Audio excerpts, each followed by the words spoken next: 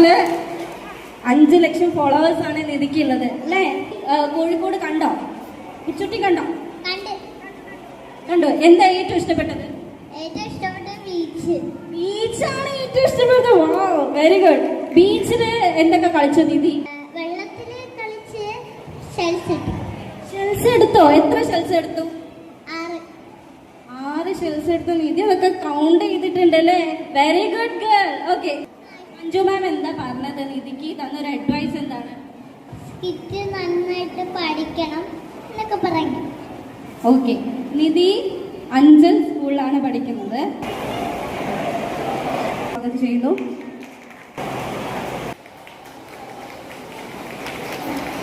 ആറാമത്തെ annual day ആണ് ഇവിടെ നടന്നുകൊണ്ടിരിക്കുന്നത്.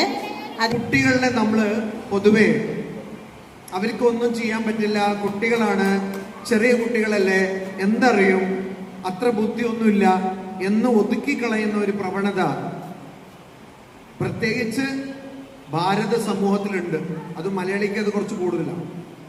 കുട്ടികൾക്ക് ഒരുപാട് ശേഷികൾ, അവർക്ക് ഒരുപാട് സർഗാത്മശേഷി അല്ലാതെയും ഒരുപാട് കഴിവുകളുണ്ട്. അത് നമ്മൾ കണ്ടെത്തണം.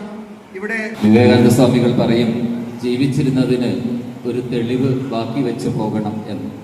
സാംസ്കാരിക സമ്മേളനത്തിന് സ്വാമിജി പറഞ്ഞ പോലെ നമുക്കൊരു നിധിയെ തന്നെയാണ് കിട്ടിയിരിക്കുന്നത്. ബാല്യകാലം എപ്പോഴും സന്തോഷകരമായിട്ടിരിക്കുക.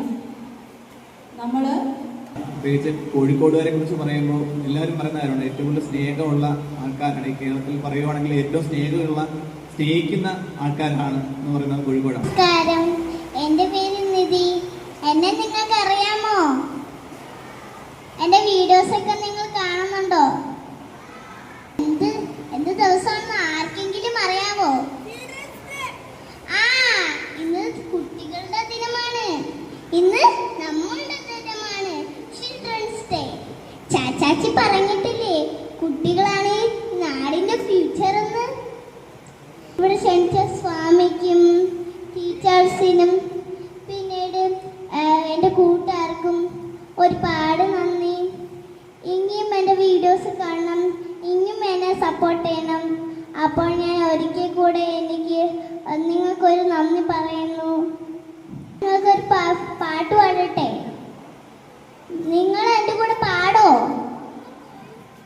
നാടിന്ന മകനെ പൊന്മകനെ മുത്തായവനെ മിന്നും സൂര്യനും ചന്ദ്രനും ഒന്നായവനെ കാലം കാത്തുവച്ച രക്ഷകനെ സിംഹരകനെ ഞങ്ങൾ കണ്ണനായി വന്നവനെ.